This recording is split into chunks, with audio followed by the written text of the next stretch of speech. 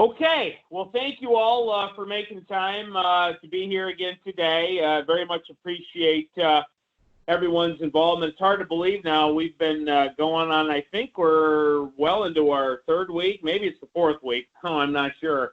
But very much appreciate all of you making time to join us. As I said before we got started here, we don't have any guest speakers today. But we still have a lot of stuff to cover. So we'll jump right in. Let's talk money. The good news is I've seen a significant increase as of yesterday in people getting their PPP approval and money in the bank. It started on Monday, and it's kind of ramping up in terms of the people I'm hearing from. So that's good news. I'm sure there are some folks on the phone that have received money, but others are waiting. I'm hoping that we get that progress to continue throughout the rest of the week. I saw an article yesterday. A lot of that money is taken. I think right now it was somewhere close to $250 billion had already been allocated. So it's going to go fast. I don't know how much longer it's going to last. It's definitely going to be gone. It's just a matter of when. I think we're certainly talking days, not weeks. So hopefully you're all in the system. If you're not, definitely get a hold of your lender ASAP. I would be curious once we get into the comments and questions portion here, if anyone has any updates that they want to share with their own PP situation. I'm finding on average it's taking about 8 at the minimum, up to 10 days. I've got a couple that are still waiting that applied early. It is a range of banks that are getting, in credit unions, that are getting approvals done. So it's really across the board. But just want to continue to stay on top of that. If you have any comments or questions, feel free to share either on the call or email me afterward. So the other thing, though, and this is actually unfortunate news, I just got a note today that from our friends at the SBDC that the EIDL program, which is the Economic Injury Disaster Loan Program, that has been paused. So apparently, and you've heard us talk about this, they had a $2 million cap on what they could fund. That was moved down to $15,000, and now they are no longer taking applications for that because they do not have enough appropriation. So that is something that we have brought to the attention of the senators and our congressmen, Molinar, Stabenow, and Peters, to work on that to try to get more dollars. I don't have any sense on when that might happen in terms of approvals, but my understanding is if you're in the system already, you should be okay, but if you're not, that is on pause right now. So hopefully we'll get some more updates on that coming forward. Unfortunately, that one, I have heard of nobody getting money yet. That's the one that's also offers the upfront grant. I might have heard of a couple that got a grant, but no one has gotten their loan yet. So once again, always curious if anyone has any updates, if they've been able to secure those dollars, if you're still waiting. But for those of you that had thought about that program, unfortunately, that is on pause right now. So that means the PPP remains the primary tool that's out there. And, as I said, I think many people are in a waiting game right now. So, we'll see how that proceeds. But I think we're in a matter of days. So hopefully, knock on wood, hopefully everybody that's in the pipeline, as I said before, I think Shiawassee County, we're well ahead of that in terms of our engagement, in terms of how many companies are in the pipeline. Hopefully, all of you that apply will get those dollars. Okay, I do want to come back to a program we touched on briefly the other day, and this is a limited program depending on the size of your company, but it's something new in the toolbox. that we're trying to gain some better understanding on that is a possible financing mechanism. It's got a terrible name. It's the Main Street Lending Program, but I do want to start talking about it more because it should be rolling out in the next couple of weeks, and it may help to supplement or potentially replace money if you're not able to secure PPP dollars. So Brent gave an update a few days ago, but I'm going to have him jump on again and maybe give another quick overview for those who were not able to participate before. So, Brent, can you kind of run down Main Street for everybody? Yep. So again, for those of you who have been on the call, there's not going to be any new information here. We are still monitoring it, but there are no new updates. But for those who are just joining new or who weren't able to catch the last update on this, this is a program that's actually coming through the Fed. Eligible borrowers are going to be companies with 10,000 employees or fewer, $2.5 billion in annual revenue or less, U.S.-based. The loan amounts can range from 1 to 25 million. The loan terms are going to be set to a 4-year maturity with the first year of payments deferred. You're looking at an interest rate between 2.5% and 4%. There will be no prepayment penalty on it. It sounds like when this does roll out, it's going to be done through your standard commercial lenders. Then there are some things done on the back end to bring the Fed into it, but that's about the information we have now, unless we have any lenders on the phone who want to add on to that. Thank you, Brent. Yeah, well, if any lenders are on the phone and want to add something, please comment here at the end. So once again, it's very limiting in that you got to have at least $1 million, and most small businesses don't have or want that kind of liability from a financing standpoint. But for some of our mid or larger companies, that might be a possibility. A couple of other money programs I wanted to touch on. One was also mentioned before, but one is new, a little bit of a different money program. Michigan Economic Development Corporation has created a grant for companies that are creating mobility solutions as it relates to the virus. So, opportunities to help deal with transportation issues related to the virus, looking for opportunities maybe for collaboration with transportation systems, public transit, things like that. It's a little bit of a niche program, but there might be a few companies in Shiawassee County that are working in that space or might want to pursue something there. So be happy to talk to you more about that. They did have a program we touched briefly on. It was going to be another loan program, somewhat similar to the MEDC loans that we were trying to work through Shiawassee County. It was dollars that were funneled to a group called Northern Initiatives, but apparently before we even got a chance to promote it, they ran out, that their interest level was so high from a statewide Good morning. Email. Morning. I'm just getting ready. What's that? Oh, we're getting a little static. So, unfortunately, that program was not able to take any more dollars, but the mobility grant program is still available. They've also funded a pre-seed, it's called a pre-seed fund through MSU, a foundation over there, and that has to do with money for more younger companies, tech companies, startup-type companies. We're still trying to get some information on that. I'm sure when we have it, our friend Tyler will give us more.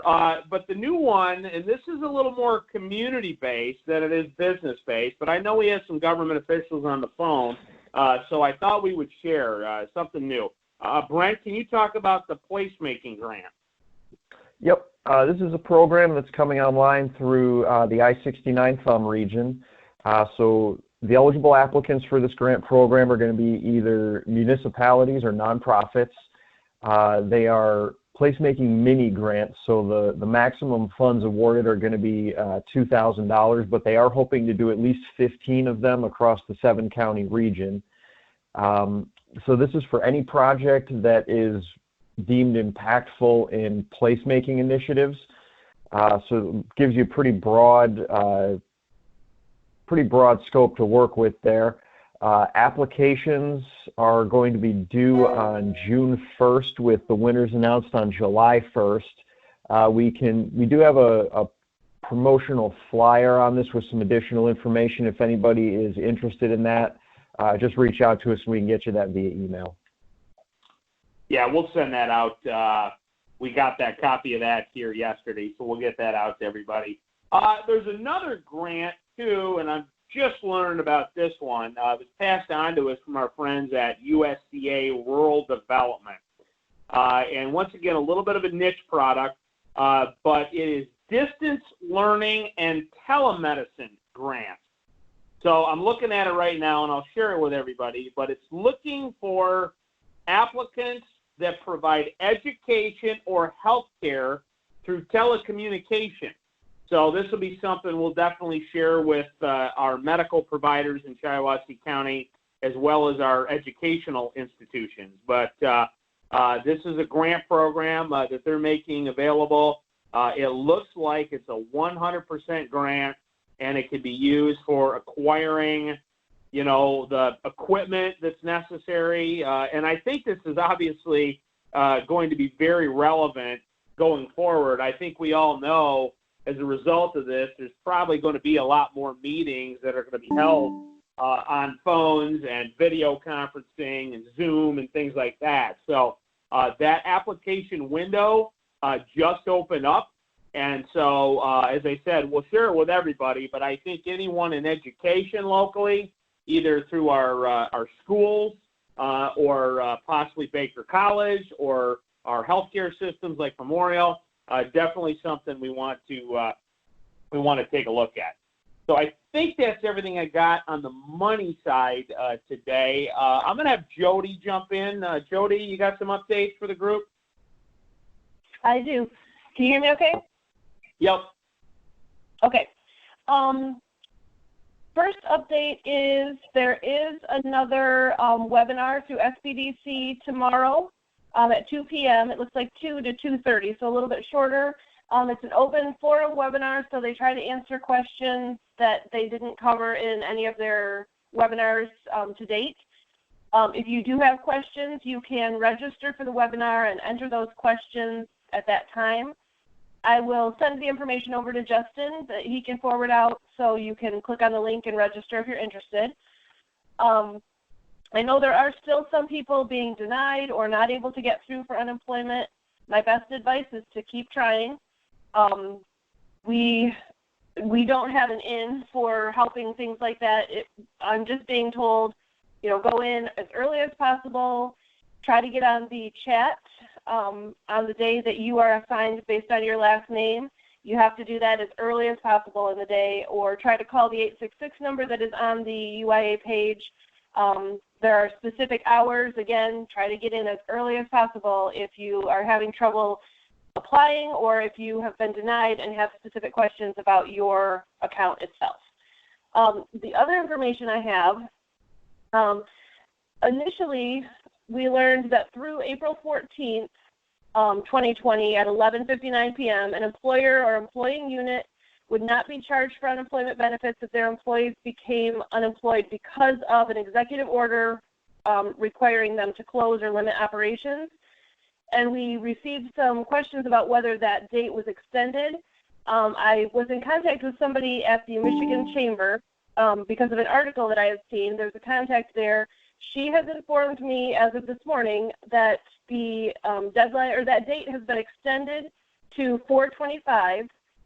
So until April 25th, the unemployment that is paid will not impact your account in any way or affect your UI taxes. They're advocating to extend that further, and that's under consideration by the governor and her team. So I will let you know if I hear that that has been extended farther, but at this point, they have moved it from April 14th to April 25th. And that's all I've got, Justin.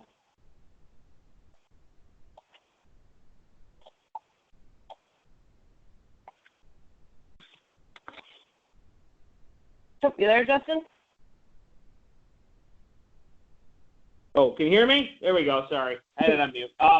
I just got an email. I won't call the person out by name, but I'll just say it's concerning that it looks like that Congress is at a point, or excuse me, the SBA is at a point where nearly all of the money has been allocated. So it looks like it may not be possible. I'm just reading through an email here for new people to get into the system. I don't know what that means yet in terms of existing folks in the system, but it sounds like that money's going even faster than I said a couple of minutes ago. So, I know there's probably not a lot we can do about it, but, if you're in the pipeline with PPP, please stay in touch with your lenders on what's happening there. And I think probably even more importantly, we need to continue to put a full court press on with our federal leaders to make sure that they can get more dollars into that system. I know the Senator Stabenow a couple days ago talked about there might be ways to get that to happen without them having to go back to Washington. She mentioned a voice vote or something like that. Hopefully it's something they can do because, if we've got people that are in the system that already, had counted on that and then they've used it up, then, we've got to get them going to get more money. So anyway, more to come on that, but hopefully anyone in the pipeline already will be able to get the dollars. But please do monitor that PPP and stay in touch with your banker.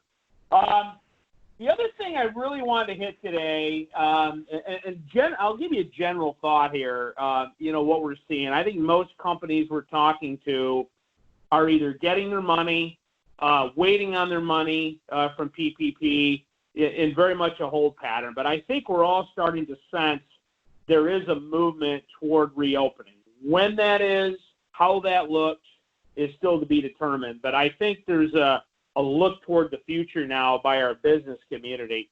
And part of that, I think we all realize, is in order to reopen, there will have to be safety precautions we all have to take. If you work in a retail environment, if you work in a healthcare environment, an office environment, a manufacturing environment, there are things that are going to have to be done in order to be there in, really two purposes, not only for your employees, but for your customers.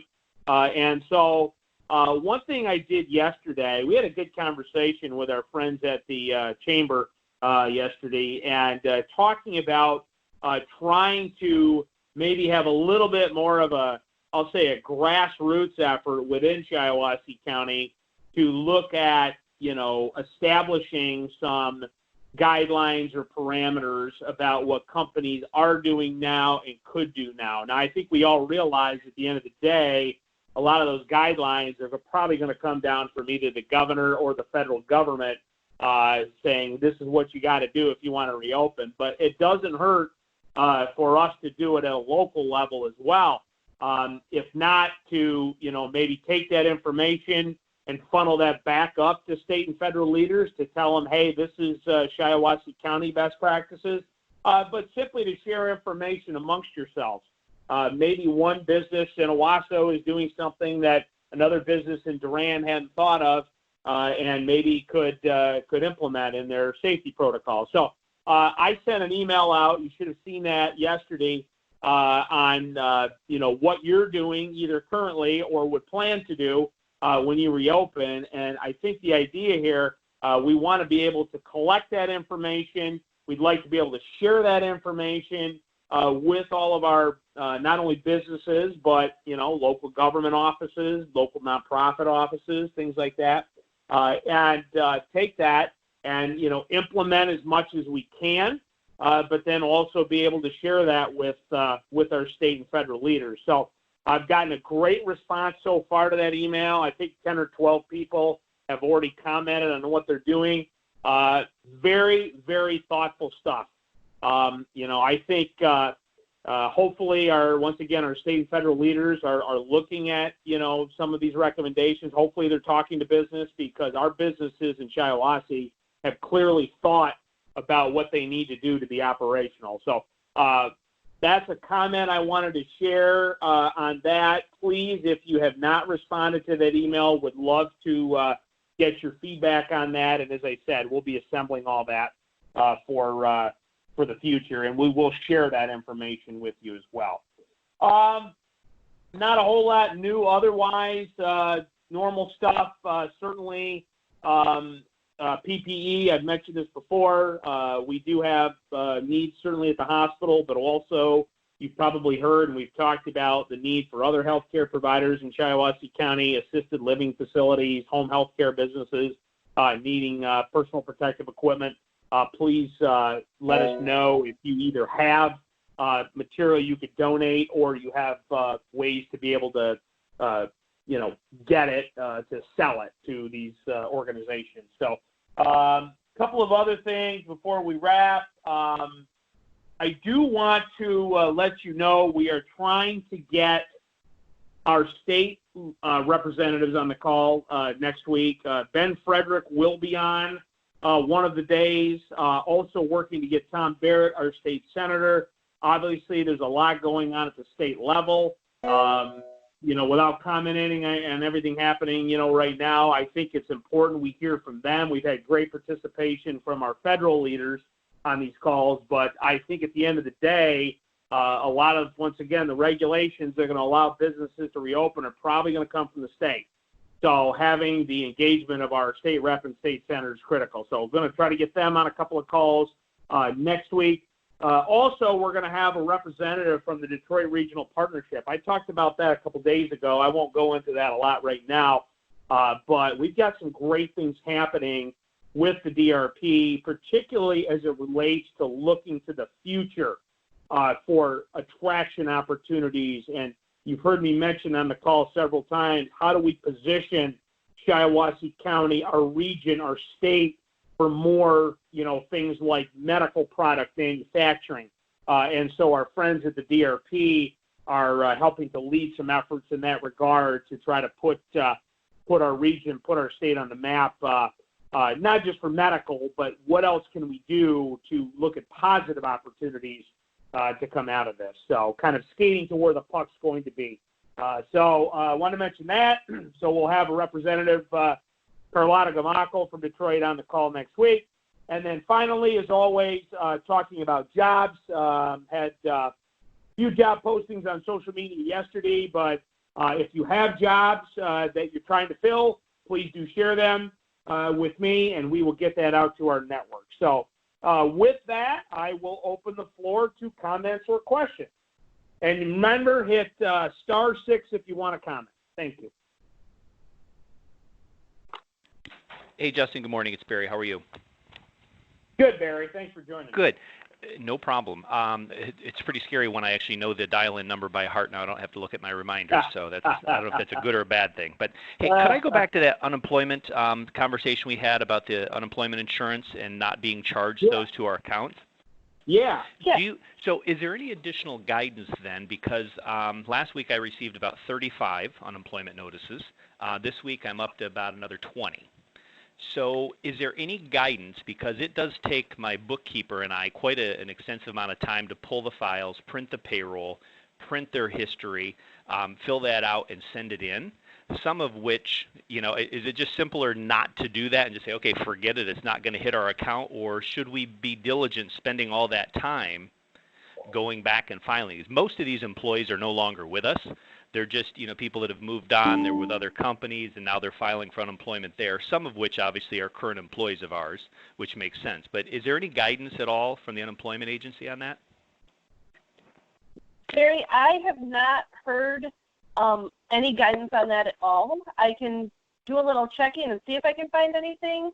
But I do know that if you do call that 866 number that they promote on their website, you can follow prompts to get through to somebody who can ask specific business questions.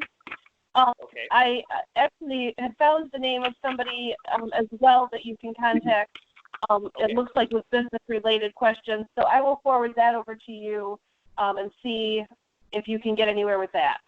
Okay, that'd be great. I just want to make sure we don't spend as much time on this. Obviously, it's probably a drain for a lot of other companies. If it's something that won't even matter, do we still need to follow up and send all this documentation in for every one of them? Right. I will try to do a little research or get you some information. Terrific, thanks. You're welcome.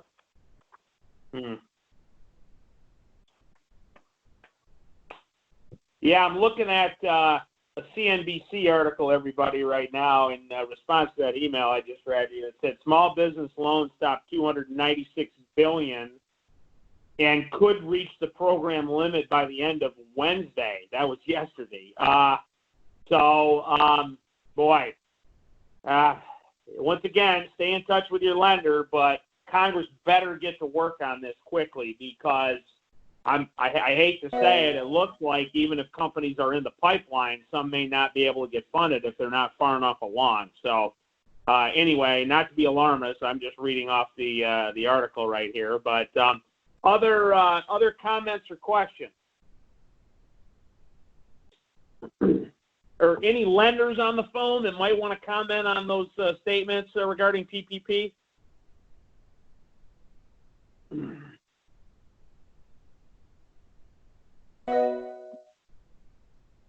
Or it doesn't have to be PPP. Any other comments or questions? We definitely will be monitoring that very closely. Ooh, Justin, I'm sorry, I was muted. This is Mike from Fifth Third. I was talking to myself, apparently. Hey. Yeah, star six. Yeah, can't echo enough what you've said, and also thanking you for bringing in other options. Because like you said, Congress needs to hurry on refilling this bucket. But in case they don't, it's working with the community on what other programs and options are available. But yes, stay in contact with your lenders. I can tell you what we're doing as of right now, based on the news that you're sharing, is that we are still continuing to process applications. We're still continuing to move people that have expressed interest in the PPP program through the system. So even if there is not funding available for them right now, which we don't know yet, that we will be all set and ready to go. So as soon as Congress does refill this bucket, they will be able to punch their ticket and get money to help them out. So we're still operating the process as normal. But again, echoing with Justin, you need to get in touch with your lender, find out where you're at, and see if you need to start planning for alternatives. If it's going to be a week, 2 weeks before this money gets refilled, or how long it ever takes for that to happen. Thank you, Mike, and appreciate all your efforts on this. I don't know if you're able to comment on this other new program. I know it's still very early, but this Main Street lending, is there any guidance on that yet? We don't have any guidance on it yet. I know that we will be participating from a corporate standpoint, but again, it's going to be like the PPP. It's, a broad brush program that's out there and available, and then now it's going to be on us to do the implementation. So yes, we will be participating. We just don't have any details, at least not that's been communicated to me at my level as of yet. Okay, thank you. And I'll tell you what I'm going to do personally after this call is done. I don't know if we have any representatives from our congressional office or our Senate offices on the call, but I'm going to personally call their offices after we're done here. And I'm hoping they're aware. I'm sure they're aware. It's the highest profile business program out there right now, PPP. But we need to get, that money back in there. I don't think there's any question they're going to refund it or add money. The problem is they can't wait 2, 3, 4 weeks to do it, right? I mean, time is essential right now. So as the senator said on a couple days ago on the call, if there's a way to do it, and if there is a way to do it, as she said, voice vote, I believe, that doesn't require everybody to come back to Washington, then they need to do it. They need to do it today if they can. So hopefully they figure that out. I'm sure that they're hearing it from not just Little Shiawassee County, but all over the country. So, all right. Well, thank you, Mike, for that. Any other comments or questions from the group, and hit *6 if you do have something.